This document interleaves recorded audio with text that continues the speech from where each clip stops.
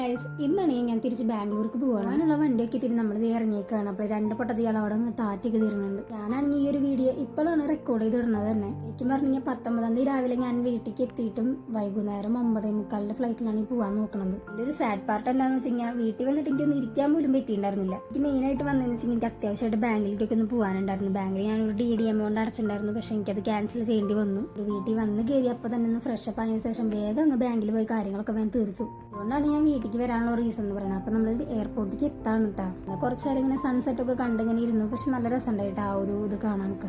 നമ്മൾ എയർപോർട്ടിൻ്റെ ഉള്ളിലേക്കൊക്കെ അങ്ങ് കയറി കാണും. പിന്നെ ഞങ്ങളുടെ ബാഗും സാധനങ്ങളൊക്കെ അവിടെ നിർത്തിയ ശേഷം നമ്മൾ ഡിപ്പാച്ചറിൽ കൂടെ ഇങ്ങനെ കയറാണ്. ഈ ഒരു വരവ് എനിക്ക് ചെറിയൊരു ഉപകാരമൊക്കെ ഉണ്ടായിരുന്നു. ഞാൻ ഓർഡർ ചെയ്തിട്ടുണ്ടായ സാധനങ്ങളൊക്കെ എനിക്ക് കിട്ടിയില്ല എന്ന് പറഞ്ഞൊരു വിഷമം വരുന്നു. അപ്പോൾ നാട്ടിലേക്ക് വരുന്ന കാരണം എനിക്ക് അതൊക്കെ കൂടി കൊണ്ടുപോകാനൊക്കെ പറ്റി. പിന്നെ ഉള്ളിലോട്ടൊക്കെ കടന്നു കഴിഞ്ഞിട്ട് നേരെ അങ്ങ് കൗണ്ടേഴ്സിലൊക്കെ പോയിട്ട് നമ്മളെ ബോർഡിംഗ് പാസ്സൊക്കെ ഒന്ന് എടുത്ത് നമ്മളെ ബാഗ് അങ്ങോട്ട് കൊടുക്കുകയും ചെയ്തു.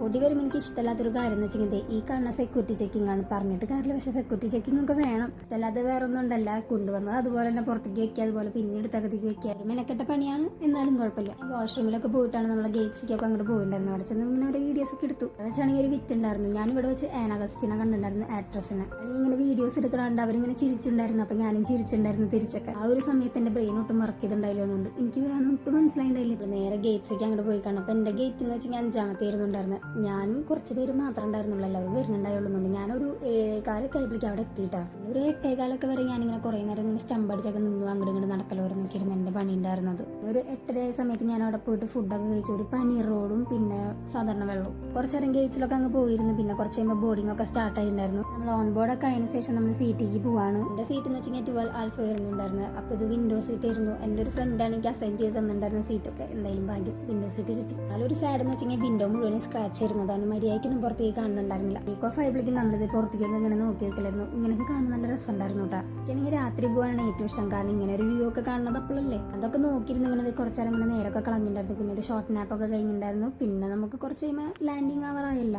ഒരു 1 hour 10 minutes ട്രാവൽ മാത്രമേ ഉള്ളതുകൊണ്ട് നമുക്ക് വേറെ ക്ഷീണവും കാര്യങ്ങളൊന്നും ഉണ്ടാവില്ല. പിന്നെ ഫൈനലി നമ്മൾ ലാൻഡ് ചെയ്ത് കാണുന്നത് നമുക്ക് പുറത്തേക്ക് ഇറങ്ങിയാൽ മതി.